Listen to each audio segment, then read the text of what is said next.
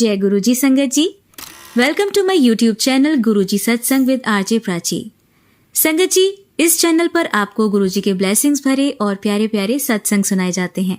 ऐसे ही सत्संग सुनने के लिए इस चैनल को सब्सक्राइब कीजिए और नोटिफिकेशन के बेल आइकन को प्रेस कीजिए, ताकि जब भी मैं नए सत्संग का वीडियो अपलोड करूं तो आपको इसका नोटिफिकेशन मिल जाए और आप ये सत्संग सुन पाएं और अपने सवालों के जवाब जो इन सत्संगों के माध्यम से गुरुजी देना चाहते हैं आपको, वो सुन पाएं।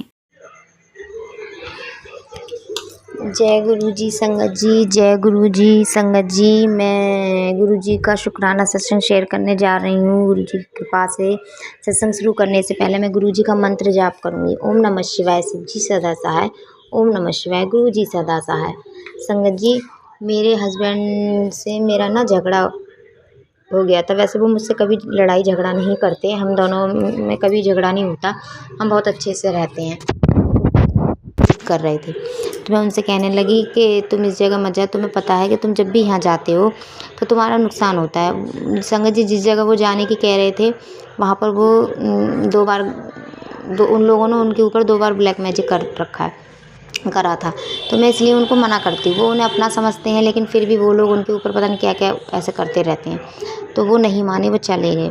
अब संगत जी वो चले गए तो फिर वो वहाँ से आने के बाद संगत जी फिर उनको पता नहीं क्या हो गया। वो तो मुझसे छोटी छोटी सी बातों पे लड़ना झगड़ना और ऐसे मतलब बहुत छोटी छोटी सी बातों पे मतलब ऐसे करने लगे। वरना संगत जी वो कभी नहीं करते ऐसा, इतने अच्छे हैं वो। मुझ में और उनमें कभी लड़ाई झगड़ा नहीं होता, हम बहुत अच्छे से रहते हैं दोनों।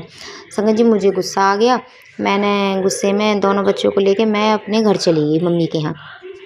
मम्मी के घर चली गई तो संगत जी वैसे मैं अपनी मम्मी के यहाँ कभी भी जाती हूँ तो ये हमेशा मेरे साथ जाते हैं, कभी मुझे मम्मी के यहाँ रुकने नहीं देते हैं, क्योंकि इनको फिर घर पे अकेले रह जाते हैं तो इनको अच्छा नहीं लगता।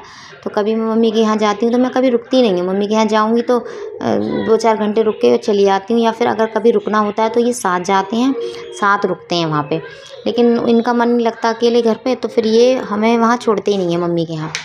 तो संगत जी, और इस बारी क्या हुआ कि मैं 3 दिन हो गए मुझे मम्मी के घर, और 3 दिन में संगत जी इन्होंने मेरे पास एक बार भी ना तो कॉल करा, ना बच्चों के पास कॉल करा, ना मुझसे ये पूछा कि तुम क्यों गई हो, किस लिए चली गई, तुम आ रही हो या नहीं आ रही हो। संगत जी इन्हें कोई मतलब ही नहीं है, क्योंकि उनके ऊपर तो ब्लैक मैजिक हो रखा था, तो ये फिर मुझसे क्या कहते। तो संगत जी मेरा तो दिमाग बड़ा ख़राब, मैं तो इतनी टेंशन में, और बच्चे भी मेरे उदास हो रहे हैं। मम्मी पता नहीं पापा को क्या हो गया, पापा कभी ऐसा नहीं करते, पर मम्मी अब पापा को क्या हो गया। अब मैं बच्चों को क्या समझाऊं। मैं बोली बेटा कुछ नहीं, पापा को आ जाएंगे, पापा काम की वजह से थोड़े पापा ऐसे हो रहे हैं, तो ठीक हो जाएंगे, आ जाएंगे पापा। तो संगत जी फिर मेरी मम्मी पापा ने समझाया तो फिर ये घर पे आए, मम्मी के घर पे आए। तो संगत जी आए तो इन्होंने मुझसे एक बार भी नहीं बोला कि तुम चलोगी या नहीं चलोगी। बच्चों से कहने लगे कि आओ चलो, तैयार हो जाओ। तो बच्चे मुझसे कहने लगे मम्मी आप नहीं चलोगी। तो मैं कहने लगी बेटा आपके पापा आपको लेने आए हैं तो आप जाओ, मुझसे तो पापा ने एक बार भी बोला नहीं है कि तो चलोगी या नहीं चलोगी, तो मैं नहीं जा रही, आप दोनों जाओ। तो बच्चे कहने लगे कि मम्मी अगर आप नहीं जाओगे तो हम भी नहीं जाएंगे। फिर वो रोने लगे बच्चे। तो फिर मेरे मम्मी पापा मुझे समझाने लगे कि तुझे तो पता है इनके ऊपर ब्लैक मैजिक करा हुआ है, तो वो तो गुस्से में है, तू क्यों इतना गुस्सा दिखा रही है, तू तो अपने आप को, तुझे तो समझदारी रखनी चाहिए, वो तो हो ही रहे हैं ऐसे, लेकिन तू तो थोड़ी समझदार बन, इस तरीके से तेरा ही घर ख़राब हो रहा है। तो फिर मैंने मम्मी पापा की बात मानी। तो फिर मुझे कुछ गुरुजी का भी कुछ इशारा मिल रहा था, तो फिर मैंने सोचा, मैंने कि चलो ठीक है मैं चली जाती हूँ। अब मैं आ गई संगत जी, पर मैं घर आ गई तो घर आने के बाद भी हमारी कोई बातचीत नहीं, ये मुझसे कोई बात नहीं, कोई चीत नहीं, मतलब कोई लेना देना ही नहीं है इन्हें। घर में मैं रह रही हूँ या ना रह रही हूँ कोई मतलब ही नहीं है। तो संगत जी फिर मैं तो फिर भी टेंशन में। तो संगत जी फिर मैंने गुरुजी से अरदास लगाई, मैंने इतनी अरदास लगाई, मैं गुरुजी के स्वरूप के आगे बैठ के बहुत रोई। फिर मैंने गुरुजी से अरदास लगाई, मेरे हे गुरु का आप तो क्या ब्लैक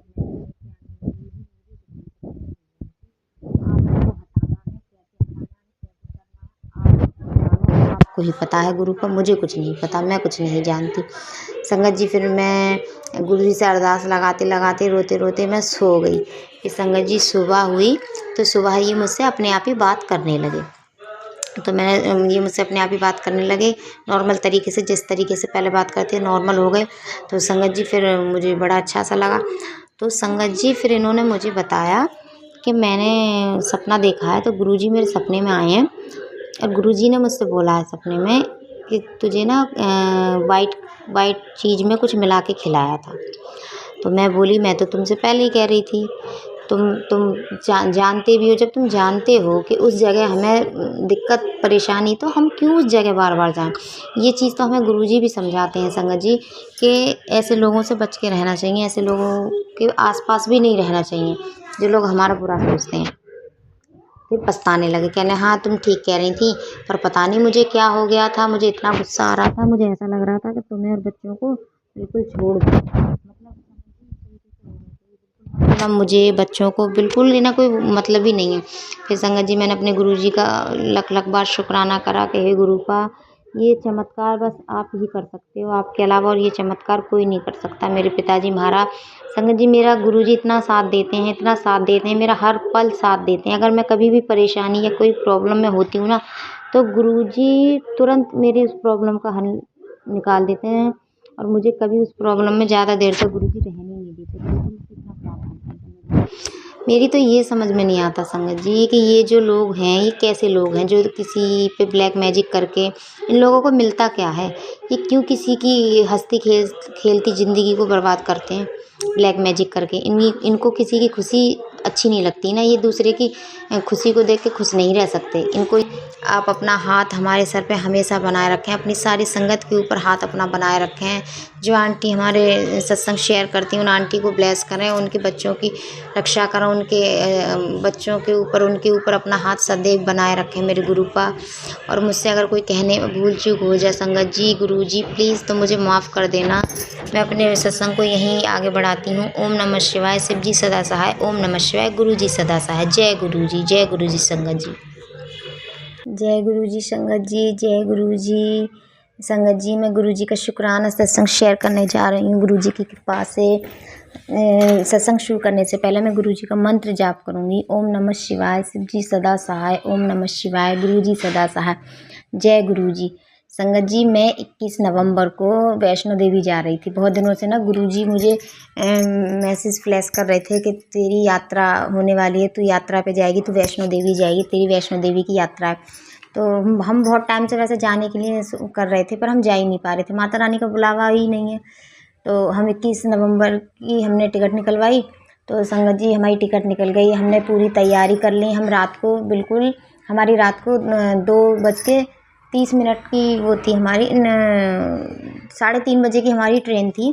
तो हम तैयार वैयार होके हम 12:30-1 बजे के करीब हम निकलने वाले थे। तो हमने पूरी तैयारी कर ली, हमारी सारी तैयारियां थी ओके बिल्कुल। अब संगत जी पता नहीं क्या हुआ, हम बस निकल ही रहे थे, तभी अचानक से मेरे हस्बैंड के फ़ोन पे मैसेज चेक करते हैं वो कि हमारी जो ट्रेन थी, जिस ट्रेन से हम जाने वाले थे संगत जी, वो ट्रेन ही कैंसिल हो गई। अब हमारा तो दिमाग ख़राब हो गया। हमने सारी तैयारी कर ली और हम जाने वाले बिल्कुल। अब इतना दिमाग ख़राब हुआ सच्ची संगत जी, बहुत ही दिमाग ख़राब हुआ। मुझे तो बहुत बुरा लगा कि इतने टाइम बाद तो माता रानी बुला रही थी, उसमें भी अब बुलावा कैंसिल हो गया। तो संगत जी फिर हम सब कहने लगे कि चालू से, मेरे हस्बैंड कहने लगे चालू से चलते हैं। तो हम सब कहने लगे चालू से, बच्चों के साथ चालू से जाना ठीक नहीं है। फिर मेरी मम्मी भी साथ में थी, अब वो बुज़ुर्ग हैं तो उनको चालू से ले जाना ठीक नहीं लगा। तो फिर हम नहीं गए, हमने कैंसिल कर दिया। फिर अचानक से ही हमारा जब सुबह को 22 तारीख को, 22 नवंबर को अचानक से ही हमारा गुरुजी के मंदिर जाने का प्लान हो गया कि गुरुजी के मंदिर चलते हैं, बड़े मंदिर चलते हैं गुरुजी के। संगत जी फिर हम गुरुजी के बड़े मंदिर गए। वहाँ पे जाके फिर मैंने एक संगत थी, तो वो ऐसे हम बात करने लगे। तो मैं उनसे कहने लगी कि हम ऐसे ऐसे वहाँ जाने वाले थे वैष्णो देवी, पर पता नहीं हम नहीं जा पाए, कैसे हमारा जाना कैंसिल हो गया। तो फिर वो कहने लगी, वो आंटी जी, कि शायद इसमें भी कोई गुरुजी की मर्ज़ी छुपी होगी, कि शायद उन्होंने आपको ना भेजा, क्या पता इसमें भी कोई गुरुजी की मर्ज़ी हो। मैंने सोचा हाँ क्या पता हमारी टिकट कैंसिल गुरुजी की मर्ज़ी से ही हुई है और अभी हमारा जाने ही नहीं लिखा है, इसमें भी कुछ ना कुछ तो अच्छा छुपा ही होगा। क्योंकि गुरुजी जब भी कोई भी चीज़ हमारे लिए करते हैं तो उसमें हमारे लिए अच्छाई छुपी होती है। तो मैं बोली अब जब गुरुजी चाहेंगे, जब माता रानी चाहेंगी अपने दरबार में हमें बुलाना, अब हम तभी जाएंगे।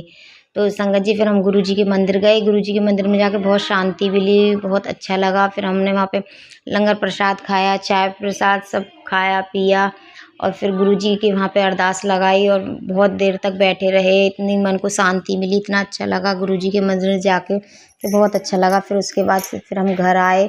तो फिर बाद में गुरु जी का मैसेज आता है मेरे पास। तो गुरु जी कहते हैं, बेटा अभी तेरा वहाँ जाने का जो तूने एक मन्नत मांगी है ना, तेरी वो मन्नत पूरी हो जाएगी ना, उसके बाद ही तू माता रानी के दर्शन करेगी। तेरी वो मन्नत जल्द पूरी होने वाली है। हे गुरुपा, मैं चाहती हूँ कि मेरी मन्नत जल्दी पूरी हो आपके आशीर्वाद से और मुझे माता रानी के दर्शन हो। मैं माता रानी के दर्शन बहुत करने के लिए बेचैन हूँ। मुझे माता रानी के दर्शन कराओ गुरु जी। और मैं तो ये कहती हूँ, हे गुरुपा, आप सबकी इच्छा, सबकी मनोकामनाओं को पूरी करो गुरु जी। जैसे आप मेरी सुनते हो, मेरी पूरी करते हो। और गुरु जी, मैंने जो आपसे अरदास लगाई है, वो अरदास मैं जब मेरी वो अरदास पूरी हो जाएगी तो मैं गुरु जी का जो मैंने बोला है मैं वो करूँगी। और मुझे उस दिन का इंतज़ार है गुरु जी। मुझसे कोई कहने में भूल चूक हो जाए संगत जी, गुरु जी, तो प्लीज़ मुझे माफ़ कर देना।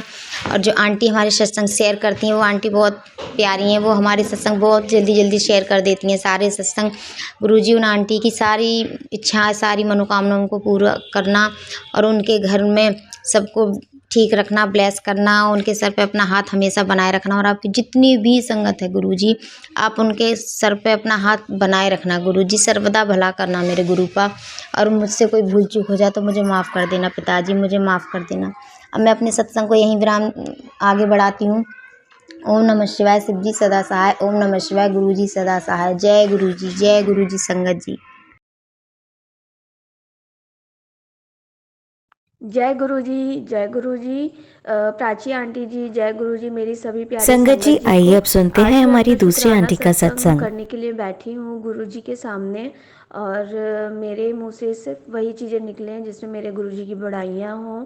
और अगर मुझसे कोई गलती हो जाए प्राची आंटी एंड प्यारी संगत जी, तो प्लीज़ मुझे माफ़ कर दीजिएगा। मैं अपना शुक्राना सत्संग बहुत दिनों के बाद करने के लिए बैठी हूँ। और ये शुक्राना सत्संग मुझे जो जो गुरुपा ने मेरे ऊपर अभी तक उपकार करे हैं, उन सभी के बारे में मैं शुक्राना सत्संग करना चाहती हूँ। और मैं कुछ कुछ चीज़ों के लिए मैं अपने गुरु जी से माफ़ी भी मांगना चाहती हूँ। और मुझे उम्मीद है कि गुरुपा मुझे माफ़ कर देंगे। उन्होंने शायद मुझे माफ़ भी कर दिया है, क्योंकि उन्होंने बहुत बड़ी ब्लेसिंग मेरे लिए जो दी है, वो मैं सबके साथ शेयर करना चाहूँगी। ये शुक्राना सत्संग मेरा दिवाली के दिन का है। असल में दिवाली वाले दिन सुबह मैंने अमृत वेला किया फर्स्ट टाइम सही से, कि मैं 2:30 बजे बैठी और 3:30 बजे तक मैंने अमृत वेला किया, जो मुझे बहुत अच्छा लगा। मैंने गुरु जी के मंत्र जाप करे, उनके शब्द सुने, उनसे अरदासें लगाई और मुझे बहुत ही अच्छा लगा। मेरा सुबह से दिन बहुत ही अच्छा जा रहा था।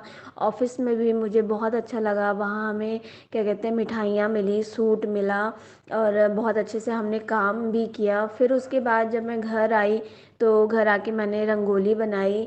गुरुपा ने मुझे इस दिवाली को बेड ब्लेस किया है, वो भी अपनी बताई हुई डेट पे ब्लेस किया है। इस बात के लिए मैं शुक्राना एक बार गुरु जी का कर चुकी हूँ, लेकिन मैं बारंबार शुक्राना करती हूँ गुरुपा, क्योंकि बेड लेना हमारे लिए बहुत बड़ी बात है, वो भी दीवान बेड लेना। तो उस चीज़ के लिए जय गुरु जी, शुक्राना, अनंतम शुक्राना मेरे मालिक। फिर उसके बाद दिवाली की शाम को भी बहुत अच्छी पूजा चल रही थी। मेरे हस्बैंड और मैं थोड़ा जल्दी आ गए थे। उसके बाद हमने रंगोली वंगोली बनाई।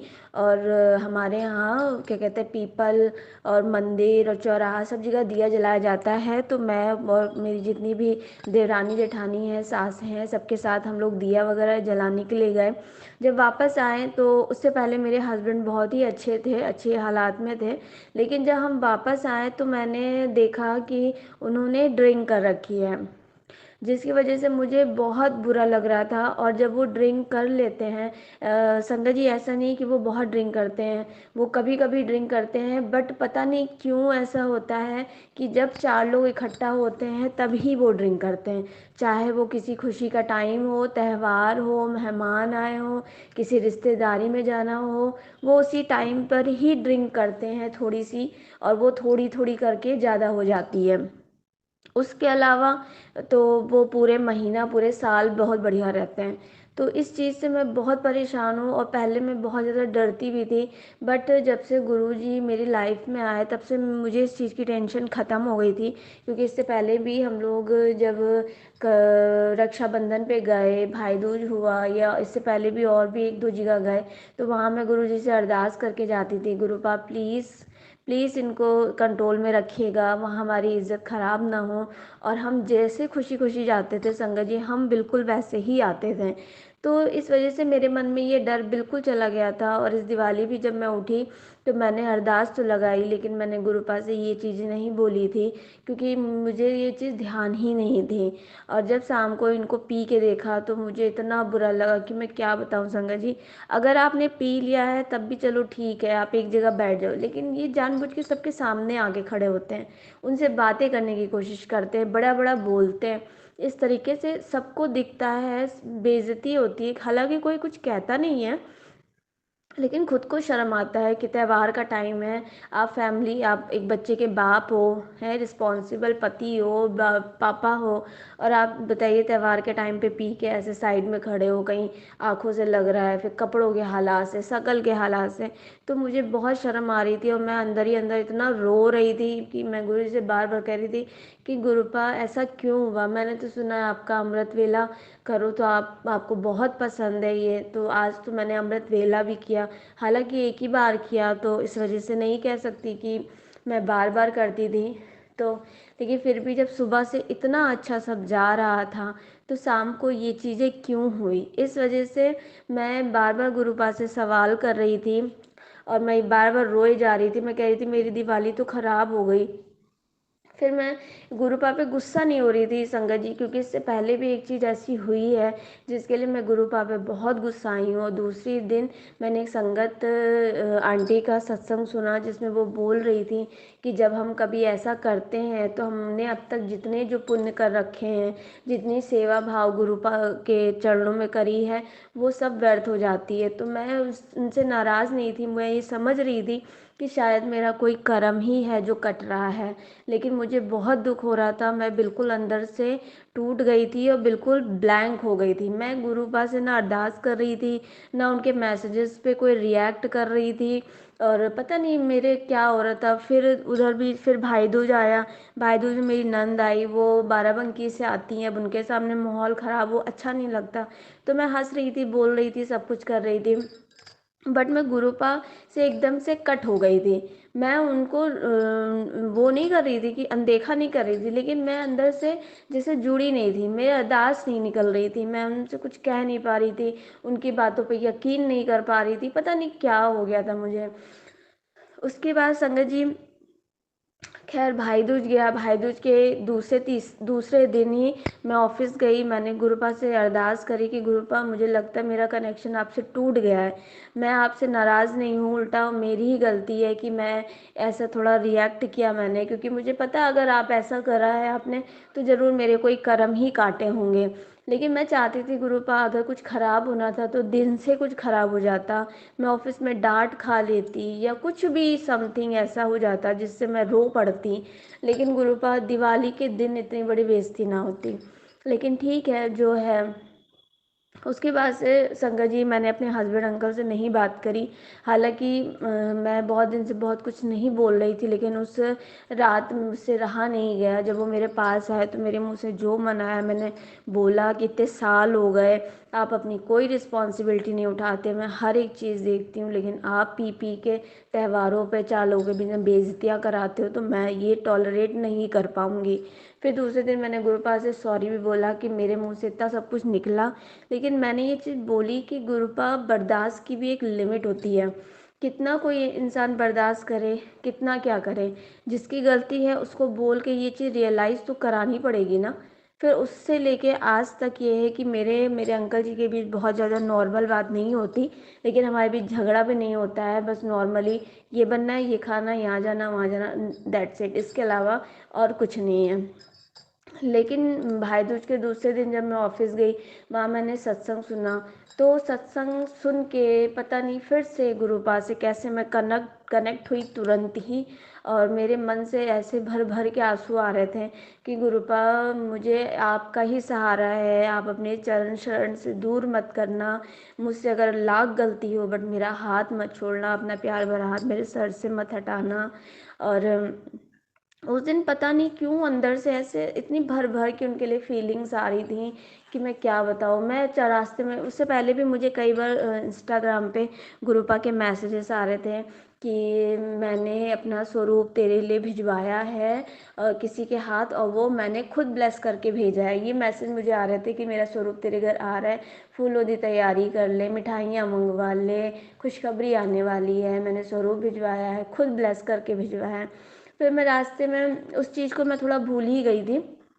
उस दिन जब सत्संग सुन के शाम को हम लोग ऑफिस से घर के लिए निकले, तो मैं बार बार ये चीज़ें मतलब अरदास करी थी, गुरुपा बस आपकी, मेरे पास गुरुपा का कोई स्वरूप नहीं था, तो मैं अरदास करी थी, गुरुपा आपका बस एक स्वरूप मिल जाए, क्योंकि मैं प्रिंट आउट नहीं निकलाना चाहती, मैं चाहती हूँ कि आपका स्वरूप खुद मुझे मिले। और जब मैं घर आई संगत जी, तो मैं क्या बताऊँ, मेरी बड़ी भाभी ने कहा कि ताई जी हमारे लिए कुछ लेकर आई हैं। मैंने कहा क्या लेकर आई? कहती उसी वही लेकर आई हैं जिसका हमें बहुत दिन से इंतजार था। जैसे उन्होंने किया, मेरे तुरंत मेरे माइंड में क्लिक किया, मैंने कहा गुरुपा का स्वरूप। उन्होंने कहा हाँ। मैं इतनी खुश हुई संगत जी कि मैं क्या बताऊँ। उसके बाद, एक मिनट संगत जी प्लीज़।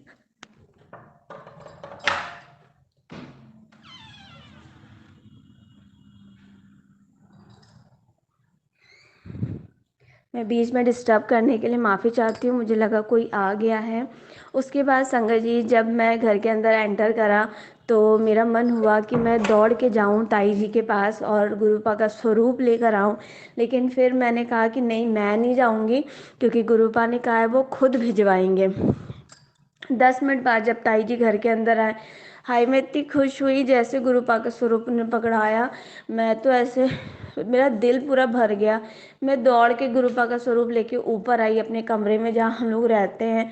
अभी तक मेरे दिमाग में चल रहा था कि मैं गुरु पा का स्वरूप कहाँ रखूँगी, मुझे रखने की जगह नहीं मिल रही थी। लेकिन जैसे वो मेरे कमरे में आए, तुरंत अलमारी साफ हुई, तुरंत ही सेटअप हुआ, तुरंत ही गुरुपा ने अपना आसन ग्रहण किया। मैं बहुत रोई, बहुत रोई। मुझे समझ नहीं आ रहा था मैं खुशी में रो रही हूँ, क्या मतलब हो रहा है मुझे, मैं वो फीलिंग आपको नहीं बता सकती, क्योंकि मुझे बिल्कुल उम्मीद नहीं थी कि ताई जी के थ्रू मुझे गुरुपा का स्वरूप मिलेगा। ये मेरे लिए दिवाली का बहुत बहुत बड़ा गिफ्ट है। और मुझे पॉकेट स्वरूप मिला है, जिसे मैंने अपने अलमारी में उनका आसन लगाया है, वहाँ मैं तब से डेली दिया बाती करती हूँ। और मैं उम्मीद करती हूँ कि गुरुपा जैसे आप आए, मुझे जो स्वरूप मिला है संगत जी, वो 3 मुखी वाला है, ब्रह्मा विष्णु महेश वाला। और मैं इतनी खुश हूँ कि मैं क्या बताऊँ, मैं बहुत रोई उस दिन। मैंने कहा गुरुपा आप आ गए, लेकिन वो शाम को आए थे, इस वजह से मैं कड़ा प्रसाद नहीं बना पाई, ना दिया जला पाई, क्योंकि मेरे पास घी भी नहीं था, तो मैंने सरसों के तेल का दिया जलाया। फिर दूसरे दिन बृहस्पतिवार, दूसरे दिन बुधवार पड़ा, क्योंकि मुझे 5 नवंबर को गुरुपा का स्वरूप मिला था, उस दिन मंगलवार था और दूसरे दिन बुधवार था। तो मुझे कई बार ये मैसेज आते थे कि तू बृहस्पतिवार को मेरा कड़ा प्रसाद बना के कन्या को खिला। तो मैंने बृहस्पतिवार के दिन फिर सुबह कड़ा प्रसाद बनाया, गुरुपा को भोग लगाया। और मेरे यहाँ कन्या है, मैंने कन्या को भी कड़ा प्रसाद का भोग लगाया, 10 रुपये दक्षिणा रखकर।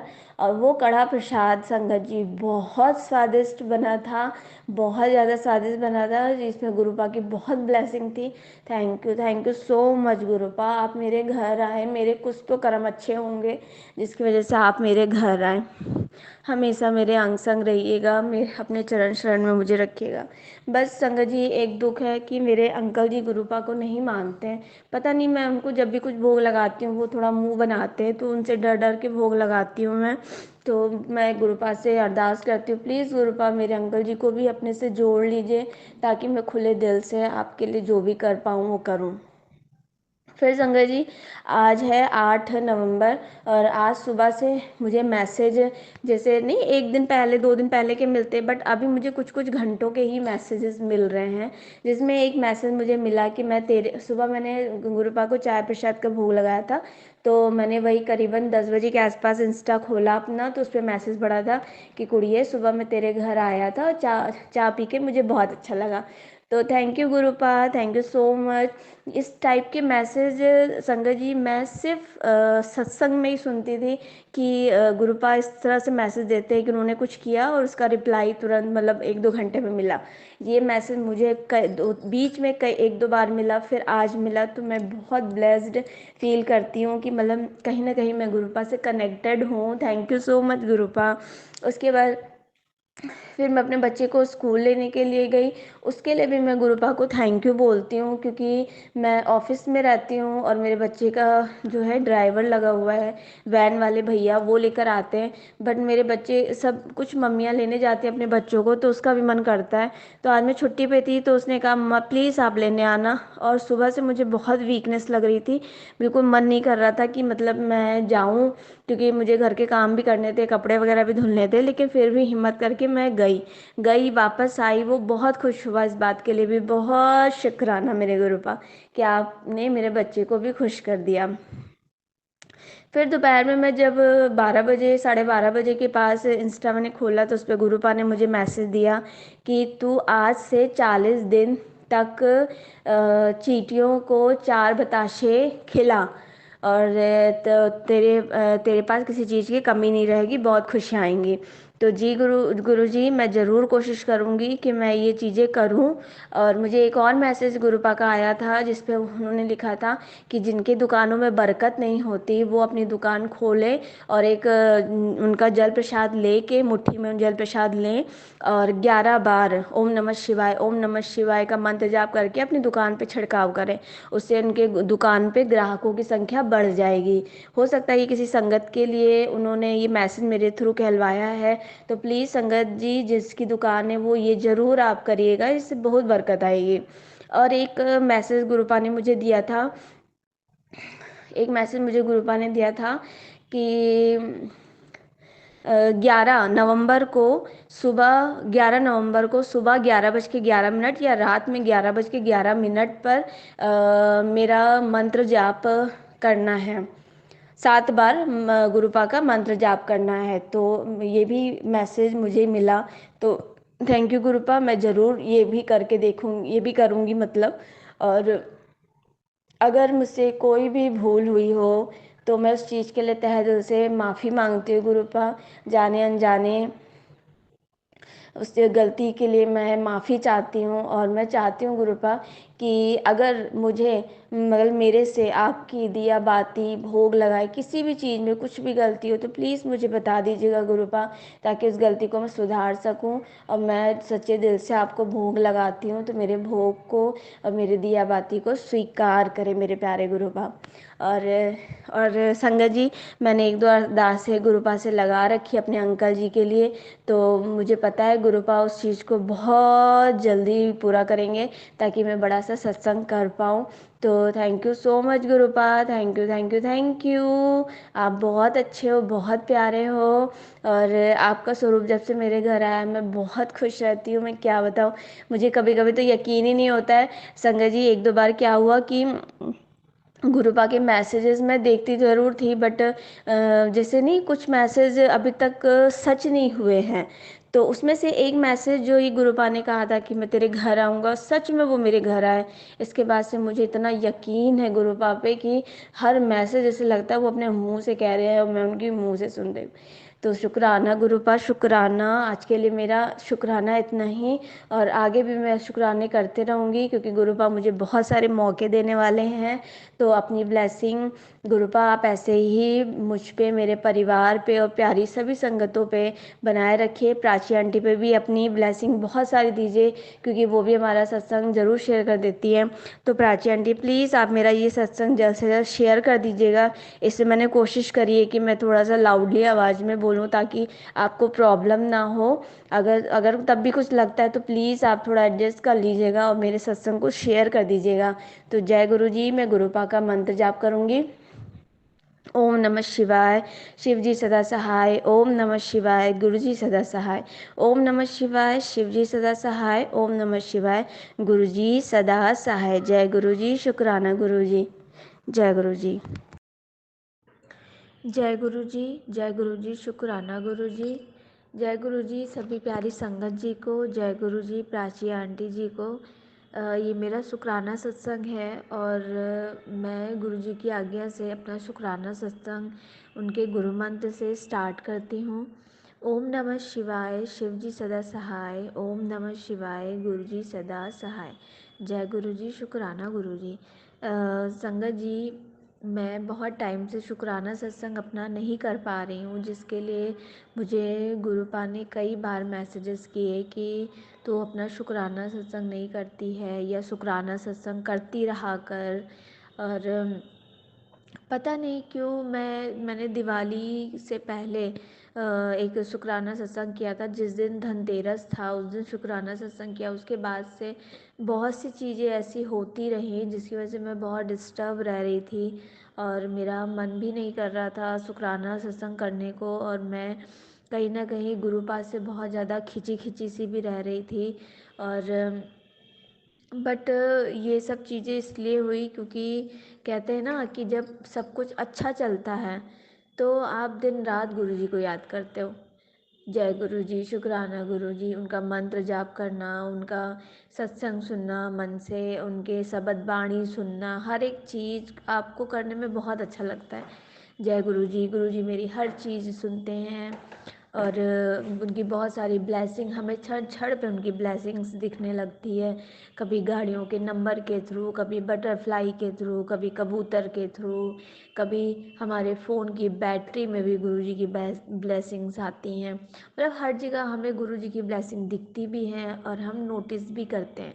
लेकिन अगर कहीं थोड़ा सा दुख आ जाए तो गुरु जी से इतनी जल्दी कट करते हैं ना कि मैं क्या बताऊँ संगत जी। ये मैं अपना अपना पर्सनल एक्सपीरियंस बता रही हूँ कि मुझे बाकी संगत का तो नहीं पता, लेकिन मैं खुद के लिए ये बात चीज़ बोलती हूँ कि जब से मैं गुरु जी से जुड़ी तब से मेरे साथ नॉर्मली सब कुछ बहुत अच्छा जा रहा था। बीच में थोड़ा बहुत उतार चढ़ाव आया तो तब भी मेरे अंदर बहुत सब्र था। लेकिन पता नहीं क्यों अब के दिवाली तक मुझे इतना मतलब एक चीज़ हुई मेरे साथ क्या संगत जी, मेरे हस्बैंड थोड़ा ड्रिंक करते हैं। रेगुलर बेसिस पे ड्रिंक नहीं करते हैं, लेकिन वो पता नहीं क्यों अगर कोई घर में फंक्शन हो, कोई तीज त्यौहार हो, मेहमान के घर जाना है, मेहमान का घर आना है, यहाँ तक कि किसी रिश्तेदार के घर जाना, रिश्तेदारों के घर आना है, तो उस टाइम मोस्टली टाइम ऐसा होता है कि वो ज़रूर ज़रूर ड्रिंक करते हैं। और ड्रिंक करें तो वो एक अलग की बात है कि आपने ड्रिंक करा, आप जाके ऊपर कमरे में बैठ गए या कहीं भी ऐसी जगह बैठ गए जहाँ किसी की नज़र नहीं पड़ रही। लेकिन वो ड्रिंक करेंगे, ड्रिंक करके फिर उसी भीड़ में आपको बार बार सामने आके खड़े होंगे। जिसको ना पता चले उसको पता चल रहा है कि हाँ जी शर्मा जी ने आज तो लगा रखी है। ये चीज़ें मुझे हमेशा से बहुत गलत लगती है। मैं उनको बहुत समझाती हूँ। हर बार वो मुझसे वादा करते हैं और हर बार कोई ऐसा फंक्शन त्यौहार कुछ भी पड़ता है वहाँ बेइज्जती करवाते हैं। मैं इस चीज़ को लेके बहुत परेशान थी, बट जब से गुरुजी से जुड़ी, मैं गुरुजी से जुलाई में जुड़ी हूँ, जुलाई लास्ट में। और ये पहला सत्संग मैं अपना शेयर कर चुकी हूँ कि मैं किस तरीके से गुरुजी से जुड़ी, किस तरीके से गुरुजी ने अपना उपकार किया मुझ पे, मेरी लाइफ को चेंज करा है। उसके बाद बीच में त्यौहार एक दो आए, जैसे रक्षाबंधन आया तो हम इससे पहले भी 1 से 2 बार हो गया है, रक्षाबंधन पे हम इनकी बहन के घर जाते हैं तो ये ड्रिंक करके पहुँचते थे जहाँ पे, वहाँ पे मुझे बड़ी बेइज्जती फील होती थी। इस बार मैंने गुरुजी से दरख्वास्त करी, अरदास करी कि प्लीज़ गुरुपा हम अच्छे से जाएँ, अच्छे से आएँ। और सच में संगत जी बहुत अच्छे से गए, हमने बहुत अच्छा एंजॉय किया और अच्छे से घर भी आए। मैं इतनी खुश थी, मैं दिन रात गुरुजी को याद करे जा रही हूँ, याद करे जा रही हूँ। उसके बाद जो चीज़ें हो रही, जैसे मेरे मन के हिसाब से सब कुछ चल रहा है, सब कुछ बढ़िया चल रहा है। फिर बीच में करवा चौथ आया, करवा चौथ भी बहुत अच्छा गया।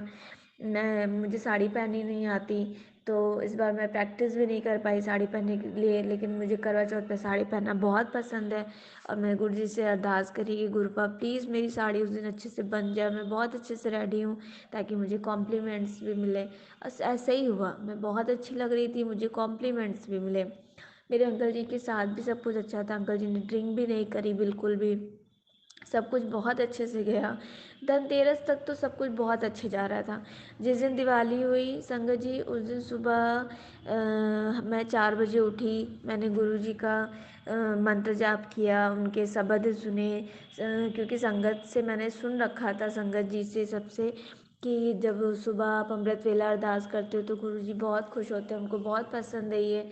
मैंने इस लालच में ये किया कि सब कुछ अच्छा अच्छा निकलेगा, लेकिन गुरु संगत जी सब उल्टा हो गया। पूरा दिन इतना अच्छा गया, सुबह उठी मेरे अंकल जी से मैंने झप्पी पाई, उनको दिवाली विश करी, उन्होंने मुझे करी। पूरा दिन अच्छा गया, हम अपने अपने ऑफिस गए, काम करे, हम वहाँ से पूजा करके आए, हमें गिफ्ट भी मिले। वापस अपने घर आई, अंकल जी भी मेरे जल्दी आए। जब अंकल जी आए तब तो अंकल जी ठीक थे। उसके बाद जब पूजा होने का टाइम हुआ, उसके आधा घंटा पहले से मैंने उनकी आंखें देखी, मैं समझ गई इन्होंने ड्रिंक कर ली। उसके बाद संगत जी हमारे घर में 6 परिवार रहते, 5 परिवार रहते हैं एक ही साथ। हम सभी के घर जा जा के पूजा करते हैं। हमारे यहाँ 4th नंबर पे नंबर लगा था। वो प्रॉपर सारे घरों में हमारे साथ जा रहे हैं, सारे घरों में वो एक कोना पकड़ के खड़े हो रहे हैं। उनकी आंखें, उनकी दशा, हर चीज़ देख के मुझे इतनी शर्म आ रही थी कि मैं क्या बताऊँ। हर कोई देख के जान रहा था कि इसने ड्रिंक कर रखी, बट कोई कुछ नहीं बोल रहा था। कौन बोले, कोई नहीं बोलता है, सिर्फ देखते हैं लोग, तमाशा देखते हैं, कहता समझाता कोई नहीं है। ये चीज़ें मुझे देख देख के इतना मेरा मन दुखी हुआ, इतना मैं उदास हुई, इतना मैं रोई गुरुजी के सामने कि गुरुजी आपने मेरे हाथ पैर तुड़वा दिए होते, एक्सीडेंट करवा देते, कुछ भी, पूरा दिन खराब जाता, लेकिन पूजा के टाइम तो सब कुछ सही रहता। क्यों किया आपने? आपने अभी कुछ दिन पहले ही मुझे बेड दिलाया, दीवान बेड खरीदा संगत जी मैंने, गुरुपा ने खरीदवाया, वरना वो इतना महंगा बेड, हमारी हैसियत नहीं है कि हम उस बेड को खरीद सकें, दीवान बेड जो 28-30 हज़ार के अच्छे बेड आते हैं जिनमें बहुत अच्छी स्पेस रहती। मैं तो नहीं खरीद सकती, बट गुरुपा ने हमें खरीदवाया, हमारे लिए बहुत बड़ी बात थी। मैं इन सब चीज़ों से बहुत खुश थी। ऊपर का कमरे की दशा हमारी सही नहीं थी, गुरुपा ने हमारा कमरा सजवा दिया, बहुत सुंदर लग रहा था सब कुछ, इतना मन मेरा खुश था। लेकिन अंकल जी को देख के मैं बहुत रोई, इतनी अंदर ही अंदर मैं गुरुपा से इतना झगड़ा कर रही थी, क्यों क्यों किया आपने ऐसा। उस दिन से पता नहीं क्यों मेरा गुरुपा से एकदम से मन कट गया। मैं ना उनसे अरदास कर रही, ना उनका मंत्र जाप करने मन लग रहा, ना सत्संग सुनने में मन लग रहा, कुछ भी नहीं। हालाँकि मुझे गुरु मैं उनको दोष नहीं दे रही थी, मैं उनसे सिर्फ़ सवाल पे सवाल करे जा रही थी। मैं उनको ब्लेम नहीं कर रही थी, लेकिन मैं उनसे सवाल कर रही थी कि क्यों किया आपने ऐसा? मैं उसी चीज़ के लिए तो आपसे अरदास कर रही थी कि सब कुछ ठीक हो जाए, फिर क्यों ऐसा उन्होंने किया? और मुझे लग रहा है तब से लेके अभी तक ऐसे ही चल रहा था, बट अभी अभी मुझे लग रहा है अ, दिवाली 31 की दिवाली थी संगत जी, और 4 नवंबर को मेरे घर में गुरुजी का स्वरूप आया। मेरे घर में गुरुजी का स्वरूप नहीं था संगत जी, और उस जिस दिन स्वरूप आना था उसके 1-2 दिन पहले से मुझे मैसेजेस आ रहे थे कि मैंने अपनी ब्लेसिंग तेरे घर भिजवाई है, वो मैंने खुद भिजवाई है। और जब 4 तारीख को मेरे घर क्या कहते हैं गुरुजी का स्वरूप आया, पॉकेट स्वरूप आया, उसे देख के मैं इतनी दंग हो गई, इतनी दंग हो गई कि मैं क्या बताऊं, क्योंकि मैंने जिस बंदे के हाथ मुझे गुरुपा का स्वरूप मिला, मैंने बिल्कुल भी उम्मीद नहीं की थी कि उनके थ्रू मिलेगा। वो क्योंकि वो दिल्ली वो दिल्ली जाते रहते हैं, लेकिन कभी ऐसा नहीं हुआ। इतने साल हो गए मेरी शादी को, 9 साल हो गए, बट उतने में वो ताई जी हमारी कितनी बार दिल्ली जाती, वो दिल्ली में ही रहती हैं, जो यहाँ पे भी रहती हैं वहाँ पे भी रहती हैं, लेकिन कभी नहीं ऐसा कुछ हुआ। लेकिन देखिए, जब इतना मैसेजेस आ रहा था, उसके बाद 4 तारीख को गुरुजी का स्वरूप आया, मैं बहुत फूट फूट के रोई। मेरे मन में आया सब कुछ ठीक हो जाएगा, अब मेरे घर में गुरुजी का स्वरूप आ गया, अब सब कुछ ठीक हो जाएगा। अभी तक मुझे कहीं रखने की जगह नहीं मिल रही थी कि मैं गुरुजी को कहाँ पे स्थान दूंगी, गुरुजी कहाँ बैठेंगे। जब गुरुजी मेरे घर आए तो आनन फानन में अलमारी में जगह भी बन गई और गुरुजी के वहाँ आसन भी लग गया। तब से लेके अभी तक मैं कंटिन्यू गुरुजी की दिया बाती करती हूँ। गुरुजी को सुबह चाय का भोग लगाती हूँ, रात में जो भी हम खाते हैं हम उसका भोग लगाते हैं, दिया जलाते हैं, जल प्रसाद रखती हूँ। सब कुछ बहुत अच्छा चल रहा है, बट कहीं ना कहीं कुछ चीज़ें ऐसी हैं जो अभी भी सही नहीं हैं। मुझे नहीं पता क्यों नहीं है, हो सकता मेरे कर्म कट रहे हैं या कर्म अच्छे नहीं हैं, जो भी हैं गुरुपा ही जानते हैं। क्योंकि मेरे मेरे अंकल जी के बीच में चीज़ें बड़ी बिखरी हुई हैं, वो पता नहीं क्यों मुझे समझ नहीं रहे हैं, इतने शादी के इतने साल बाद भी। मुझे लगता है मैं हर चीज़ सही कर रही हूँ, मैं कोशिश करती हूँ उनके लिए अच्छा करने के लिए, बच्चे के लिए अच्छा करने के लिए, सबके लिए अच्छा सोचती हूँ। वो उन्हें उनकी ज़िंदगी में मैं कहीं मुझे दिखती ही नहीं हूँ। जैसे लगता है वो ना मेरे बारे में कभी अच्छा देखते हैं, ना मुझे वो हंसते हुए खुश रह होते हैं, ना मुझे अच्छे कपड़े पहनते हुए खुश होते हैं, ना मुझे कभी मेरे बारे में सोचते हैं। पता नहीं क्या है, जैसे मैं कुछ वही नहीं हूँ। कभी मेरा जिक्र तक नहीं होता है खुद से, कभी लंच टाइम में कभी फ़ोन नहीं करते, मैं ही पलट पलट के फ़ोन करती हूँ, खाना खा लिया, ये कर लिया, वो कर लिया, आपकी पसंद का ये बनाया। हर टाइम मैं उनकी पसंद का बनाती हूँ ताकि अगले का पेट भर जाए। बट अगर गलती से मैंने जीरे का तड़का भी लगा दिया है, उनको नहीं पसंद, तो उस दिन ऐसा बवाल होता है जैसे आए दिन मैं उनको जाने क्या क्या उल्टा सीधा खिलाती रहती हूँ। मतलब किसी चीज़ से वो बंदा खुश नहीं होता है, पता नहीं क्या है, मुझे नहीं समझ में आता है। ये हर रोज़ गुरु जी से बस यही अरदास करती हूँ, गुरु जी प्लीज़ जो चीज़ें चल रही हैं गलत चल रही हैं उनको सही करिए। ऐसे मेरे क्या चाहिए,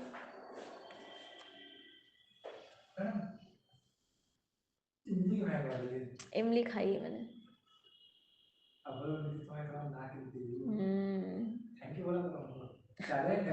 टैलेंट है।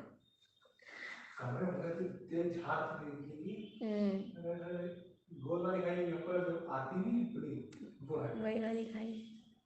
मेरा खट्टा वाला माफ़ करना संगत जी, माफ़ करना गुरु जी, मैं ऑफिस में हूँ, घर पे मुझे शुक्राना करने का टाइम नहीं मिल रहा है, इसलिए मैं ऑफिस में अभी लंच टाइम में कर रही हूँ। एक आदमी आया था चम्मच लेने के लिए, माफ़ करना गुरु जी, माफ़ करना संगत जी। तो उनके मेरे बीच जो ये डिस्टेंस हो रही है, ये धीरे धीरे बढ़ रही है। मुझे नहीं पता कि ये क्यों हो रही है, क्योंकि मेरे मन में इस समय जो पुरानी चीज़ें हुई हैं, जो अंकल जी ने मेरे साथ बुरी करी हैं, वो चीज़ें रह रह कर आती हैं। मैं अभी तक का गुरुजी के से जुड़ने पर बहुत पॉजिटिव हो गई थी, बट इधर एक हफ्ते से मैं फिर से नेगेटिविटी की तरफ जा रही हूँ। मुझे नहीं पता ये सब क्यों हो रहा है। बस गुरुजी से ये अरदास करती हूँ, प्लीज़ गुरुपा मेरे घर में जो भी नेगेटिविटी है उसको दूर करिए, मेरे मेरे अंकल जी के बीच सब कुछ सही कर दीजिए, क्योंकि आप ही हो जो सब कुछ सही कर सकते हो। वो मुझसे पता नहीं क्यों नफ़रत करने लगे। वो नफ़रत करते तो मेरी नफ़रत और बढ़ती, क्योंकि उन्होंने जब से मैं इस घर में आई तब से कहीं ना कहीं बहुत कुछ गलत किया है उन्होंने मेरे साथ। इसलिए प्लीज़ गुरुपा आपसे दिल से अरदास करती हूँ, मैं वो सारी चीज़ें भूलने की कोशिश करूँगी जो मुझे इस एक हफ्ते से याद आ रही है, जाने क्यों। लेकिन प्लीज़ गुरुपा मेरे मेरे अंकल के बीच सब कुछ सही कर दो, मैं आपसे अरदास करती हूँ। हो सकता है शायद आप मेरे कर्म कटा रहे हो, तो उस चीज़ के लिए भी शुक्राना करती हूँ गुरुपा। अच्छे बुरे हालात जैसे भी चल रहे हर चीज़ के लिए शुक्राना। सही कर दीजिए गुरुपा, ये अरदास मैं बार बार करती हूँ। मेरे अंकल जी का माइंड सेट सही कर दीजिए। मैं उनके लिए अच्छा सोचती हूँ, उन्हें ये चीज़ का रियलाइजेशन कराइए कि मैं उनका गलत नहीं सोचती, मैं उनके लिए बुरा नहीं सोचती। मैं उनसे बस ये उम्मीद करती हूँ कि वो मेरे लिए भी सोचें, मेरे लिए भी करें। मैं कुछ बड़ा नहीं मांग रही गुरुपा, ये आप जानते हैं। मैं शायद अपनी बात नहीं समझा पा रही, लेकिन ये गुरुजी आप मेरे मन की हर एक बात जानते हैं। अपनी कृपा इस नादान बच्ची पे करिए, अपनी कृपा करिए गुरुपा। अगर आपकी सेवा करने में मुझसे कोई भूल हो रही हो, कोई गलती हो रही हो, तो उसके लिए आप मुझे माफ़ कर दीजिए। आप मुझे बताइए कि मैं क्या गलत कर रही हूँ, मुझे समझाइए। शायद मैं समझ नहीं पा रही हूँ। इस चक्कर से आजकल मैं आपकी कितनी ब्लेसिंग मिस करती हूँ, देख के अनदेखा करती हूँ, समझ के अनसमझा करती हूँ। मुझे नहीं पता इस टाइम मैं क्या बोल रही हूँ, मेरा दिमाग बहुत वैसा हुआ पड़ा है। गुरुपा प्लीज़ अपने करम, अपने रहम करिए मुझ पर। प्राची आंटी जी प्लीज़ मेरा सत्संग शेयर कर दीजिएगा, क्योंकि इससे पहले भी मैंने एक दो भेजे, आप बिल्कुल नहीं शेयर कर रहे हो। मेरी ब्लेसिंग रुकी हुई है, मेरा सत्संग शेयर नहीं हो पा रहा है, इसलिए प्लीज़ मेरा ये सत्संग आप शेयर कर दीजिएगा ताकि गुरुपा की ब्लेसिंग मिल जाए। मुझे उनकी ब्लेसिंग की बहुत ज़रूरत है। प्लीज़ प्राची आंटी जी, मैं आपसे हम्बल रिक्वेस्ट करती हूँ। गुरुपा प्लीज़ आप मुझ पर हमेशा अपनी मेहर करते रहिए। आपने बहुत सारी चीज़ें ऐसी करी हैं जो मेरे लिए बहुत बड़ी बात है। आप बहुत शुक्राना करती हूँ उन सब चीज़ों के लिए, क्योंकि वो चीज़ें कम दिखती हैं, जो चीज़ें गलत हो गई वो ज़्यादा दिखती हैं। वरना आपकी मेहर मुझ पे बहुत है। मेरे बेटे पे है, मुझ पे है, मेरे घर पे है, मेरे अंकल जी पे है, हमारी नौकरियों पे है। आपकी वजह से हम अच्छे से कमा खा रहे हैं, अच्छे कपड़े पहन रहे हैं, अच्छा खर्चा कर रहे हैं। सब कुछ आपकी ही देन है गुरुपा, आपकी ही देन है। इतने खर्चे करने के बाद भी मेरा अकाउंट खाली नहीं हुआ गुरुपा, इतनी बरकत दी है आपने। मगर मैं क्या करूं, मैं इस अपने हस्बैंड अंकल की वजह से बहुत डिस्टर्ब हूँ। मेरी खुशियाँ जैसे उनसे जुड़ी हुई हैं, वो अच्छे से रहेंगे तभी मैं खुश रह पाऊँगी। प्लीज़ रहम करो हम पे। मैंने संगत जी बहुत खुले हाथों से खर्च करा, फिर भी मेरा अकाउंट अभी भी गुरुपा की रहमतों से भरा हुआ है। उन्होंने कहा तुझे पैसों की कमी नहीं होगी। सच में कमी नहीं है, बस मेरा दिल ही नहीं खुश है, मेरा दिल ही नहीं खुश है। मैं अपना शुक्राना सत्संग यहीं पे मंत्र जाप से पूरा करती हूँ। और प्राची आंटी जी प्लीज़ आप मेरा सत्संग ज़रूर शेयर कर दीजिएगा ताकि मुझे गुरुपा की ब्लेसिंग मिल जाए। और गुरुपा आप प्राची आंटी पे भी बहुत मेहर करिएगा, सभी संगतों पे मेहर करिएगा। जय गुरु जी। और एक बात और भी कहना चाहूँगी, मेरे मायके वालों, मेरे ससुराल वालों, सबके लिए गुरुपा मुझे मैसेज करते हैं। उन सब चीज़ों के लिए तहे दिल से शुक्राना गुरुपा। हर चीज़ के लिए शुक्राना, हर चीज़ के लिए जो मैं कह पाई, जो मैं नहीं कह पाई, उस चीज़ के लिए भी शुक्राना गुरुपा। जय गुरु जी, शुक्राना गुरु जी। जय गुरु जी प्राची आंटी जी। जय गुरु जी सभी संगत जी को। आज मैं अपना शुक्राना सत्संग शेयर करने वाली हूँ। और इस सत्संग में मैं गुरु जी की बढ़ाइयाँ करना चाहती हूँ, क्योंकि पिछले कुछ टाइम से मेरे साथ जो कुछ हो रहा है, अच्छा बुरा संभल रही हूँ, गिर रही हूँ, वो सारी चीज़ें छोटी छोटी सी हैं, मैं आपके साथ शेयर करना चाहती हूँ अपनी सारी संगत में। और गुरुजी का भी आदेश रहता है कि शुक्राना करना ना छोड़ी ना छोड़ी। तो बहुत टाइम पता नहीं क्यों हो जाता है, ठंडी का टाइम है और टाइम नहीं मिल पाता है शुक्राना करने के लिए। उसके लिए गुरुजी, संगत जी, मैं सभी से माफ़ी मांगती हूँ। तो मैं अपना शुक्राना सत्संग गुरुजी के पावन मंत्र से स्टार्ट करूँगी। ओम नमः शिवाय, शिव जी सदा सहाय। ओम नमः शिवाय, गुरु जी सदा सहाय। जय गुरु जी, शुक्राना गुरु जी। संगत जी, मेरा सत्संग इस तरीके से है कि मैंने पिछले अपने सत्संग में शेयर किया है ये बात कि अब कल जो दिवाली थी, दिवाली से पहले गुरुजी के बहुत पॉजिटिव मैसेजेस आ रहे थे और मतलब दिल को इतना सुकून और खुशी दे रहे थे कि मैं क्या बताऊं। मेरी दिवाली बहुत बहुत बहुत अच्छी गई। बट इस दिवाली में कुछ ऐसा हुआ जिसकी वजह से मैं अंदर से बहुत टूट गई। और मेरे मेरे हस्बैंड अंकल में बहुत इतनी दूरियां हो गई थी कि मैं क्या बताऊं। अब वो कुछ हद तक सही हो रही हैं, बट अभी भी मन के जो थोड़े से मैल हैं वो मैं कोशिश कर रही हूँ कि वो मैं जल्द से जल्द हटाऊँ, और गुरुपा भी उसके लिए मुझे पॉजिटिव मैसेज देते हैं, मुझे समझा रहे हैं कि तू इस सब चीज़ों को भूल के आगे बढ़। लेकिन उनके कहने के बाद भी पता नहीं क्यों मेरे दिल ने उन सब चीज़ों को पकड़ रखा है। और इस टाइम जो मैं आपको बता रही हूँ कि जो चीज़ें हम एक लंबी मैरिड लाइफ में बिताकर आए होते हैं, जो उतार चढ़ाव से होकर गुजर के हम अपनी शादी के 8-9 साल, जितने भी साल बिताकर जब उस मोड़ पर आते हैं, तो उस दौरान जो जो चीज़ें होती हैं कि कुछ चीज़ें आपके साथ अच्छी होती हैं, कुछ चीज़ें बुरी होती हैं, बट वो कुछ बुरी चीज़ों में कुछ चीज़ें ऐसी होती हैं जो जैसे एक मन के कोने में गांठ बंधी रखी होती है, उसकी पोटली रखी होती है, जिसे जो जब खुलती है तो उसमें से सिर्फ दुख ही दुख निकलता है। और मुझे मेरे साथ भी कुछ इसी तरीके से हो रहा है। मुझे नहीं पता कि इतनी डिटेल में मैं क्यों बोल रही हूँ, शायद मेरे थ्रू किसी संगत को कुछ ये चीज़ें समझ में आए, उनसे रिलेट करें। तो वही चीज़ मेरे साथ भी हो रहा है कि मैंने अपने पुराने सत्संग में ये चीज़ें शेयर करी थी कि गुरुपा ने हमें दीवान बेड दिलाया है, जो बहुत अच्छा है और पूरा कंप्लीट है, मतलब बेड के साथ हमने गद्दा भी लिया। ये दिवाली पे बहुत बड़ी अचीवमेंट थी मेरे लिए, जो मुझे और बहुत प्राउड फील करा रही थी। इसके लिए मैं गुरुजी को एक नहीं हज़ारों दफ़ा शुक्राना बोलती हूँ कि आपने उस लायक बनाया कि हमारे घर दीवान बेड आया, क्योंकि ये हमारे लिए बहुत बड़ी चीज़ है। फिर उसके बाद दिवाली का सारी तैयारियां, शॉपिंग बहुत अच्छे से करवाई गुरुपा ने, खुले हाथों शॉपिंग करवाई। दिवाली के दिन शाम को मेरे अंकल जी ने जो ड्रिंक करी, ड्रिंक के बाद जो चीज़ें हुई, हालांकि ये पहली बार ड्रिंक नहीं था उनका जो उन्होंने किया।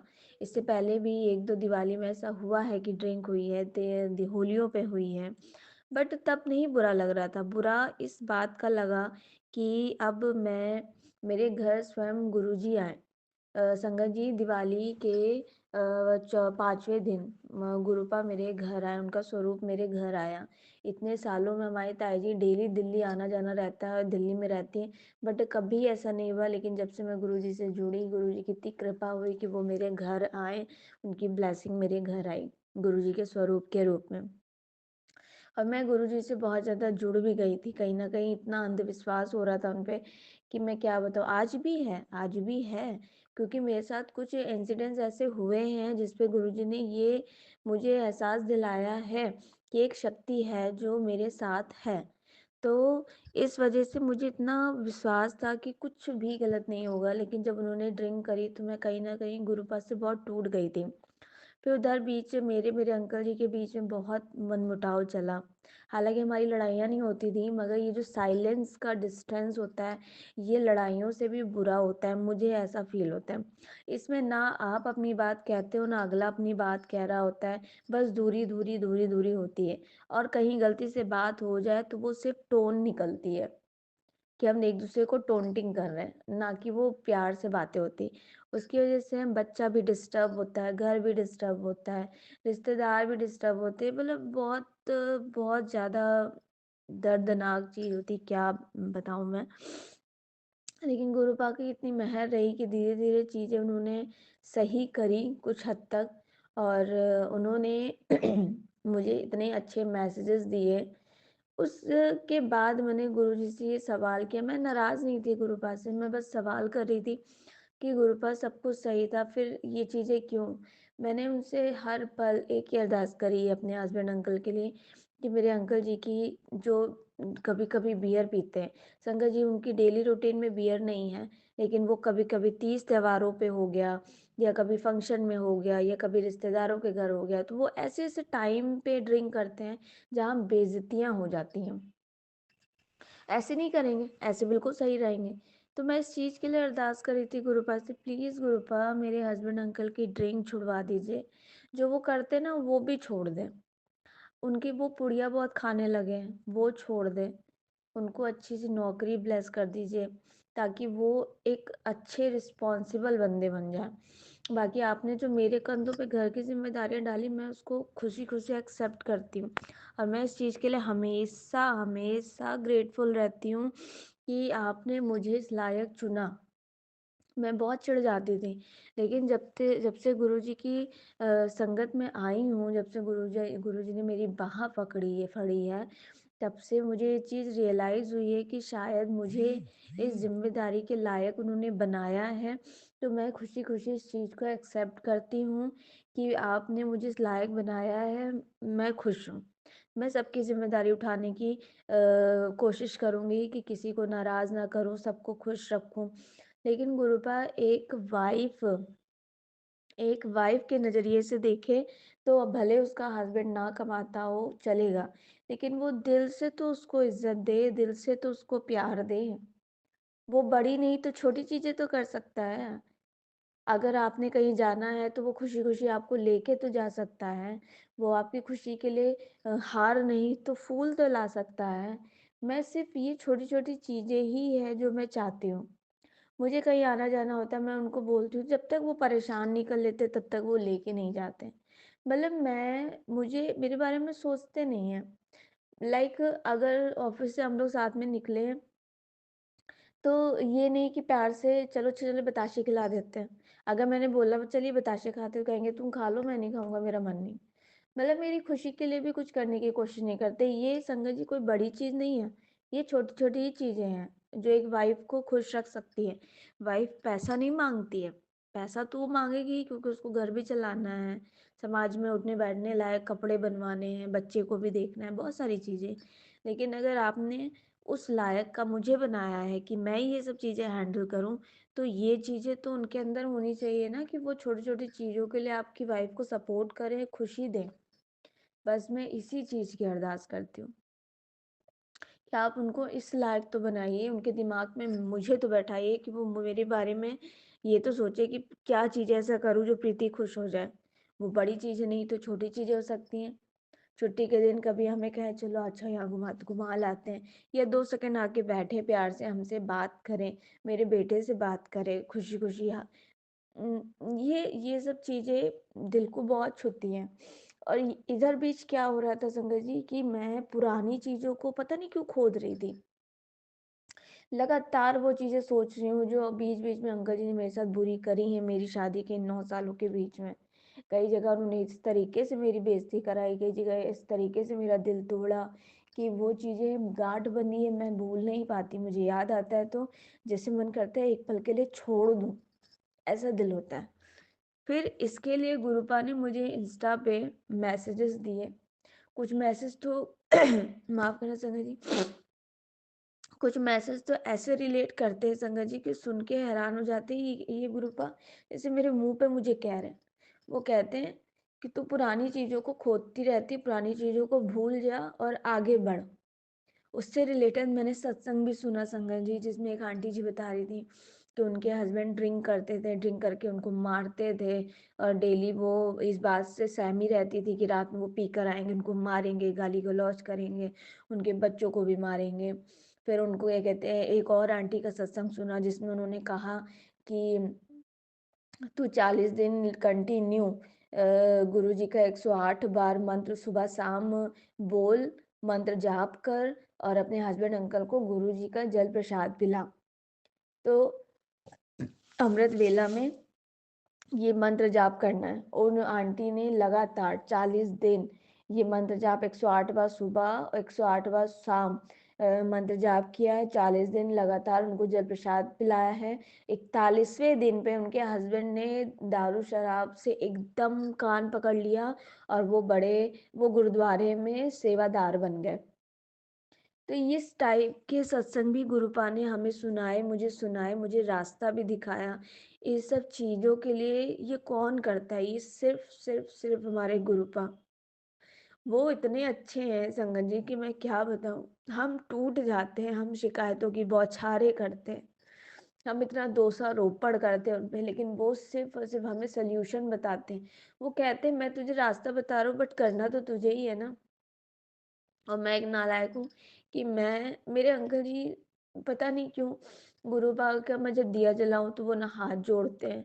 मैं उनके जल प्रसाद को सामने से नहीं पिला सकती, उनको छुपा के पिलाना पड़ता है। तो मैं शाम को ही पिला पाती हूँ, सुबह पिला ही नहीं पाती, क्योंकि सुबह उठ के वो नॉर्मल पानी पीते हैं। अगर मैं गिलास में भर के रखूँ तो वो पीते नहीं है। तो मैं सिर्फ एक ही टाइम ही पिला पाती हूँ। तो प्लीज़ गुरुपाल, जो मैं एक टाइम प्रसाद उनको पिला रही हूँ कंटिन्यू, उससे उनकी बुद्धि को बिल्कुल अच्छी करिएगा, बुरी आदतें छुड़वा दीजिएगा। आपसे अनंतम शुक्राना है, अरदास है कि मेरी ये अरदास जल्द से जल्द सुन ले गुरुपाल। संगत जी, गुरु जी इतने अच्छे हैं कि मैं क्या बताऊं। उनकी सच में मैं क्या बढ़ियाई करूं। कुछ लोग तो इतनी अच्छी बढ़ियाई करते हैं कि मैं तो वो कर भी नहीं पा रही।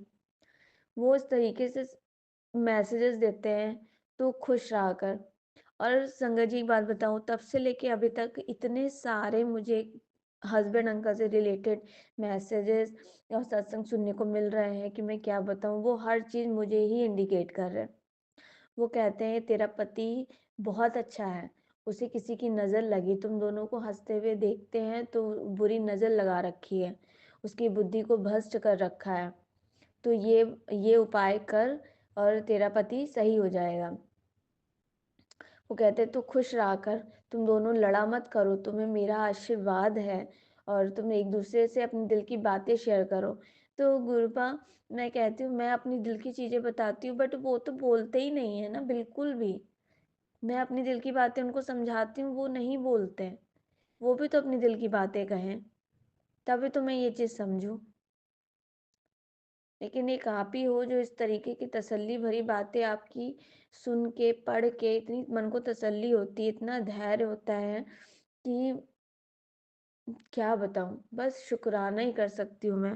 अनंतम शुक्राना मेरे गुरु का, अनंतम शुक्राना। और इधर 2-4 दिन से ऐसा है कि हम दोनों में फिर से बातचीत स्टार्ट हो रही है, और ये सब गुरुपा की मेहरबानी है। इस चीज़ के लिए मैं गुरुपा को दिल से शुक्राना बोलती हूँ, और चाहती हूँ गुरुपा मेरे हस्बैंड अंकल बुरी आदतों को छोड़ के जल्द से जल्द सही हो जाए, वो समझे मुझे, मेरे बच्चे का ख्याल रखें। बस यही एक अरदास है आपसे। आज का मेरा शुक्राना सत्संग गुरुपा स्वीकार करना, मैं आपके मंत्र जाप से पूरा करती हूँ। ओम नमः शिवाय, शिव जी सदा सहाय। ओम नमः शिवाय, गुरु जी सदा सहाय। गुरुपा प्राची आंटी को भी खूब सारी ब्लेसिंग दीजिएगा, क्योंकि वो हमारे सत्संग देर सवेर ज़रूर शेयर करती हैं।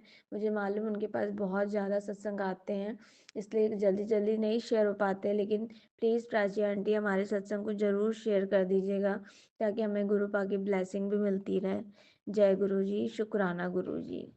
जय गुरु जी, शुक्राना गुरु जी। आप सभी के सत्संग बहुत ही ब्लेस्ड और अद्भुत थे।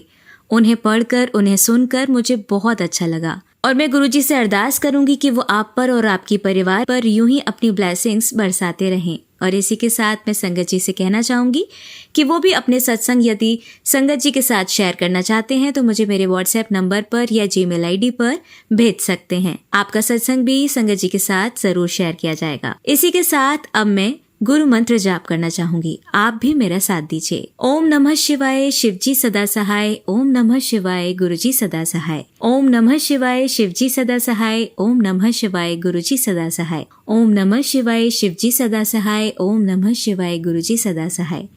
जय गुरु जी, शुक्राना गुरु जी, अनंतम अनंतम शुक्राना मेरे गुरुपा।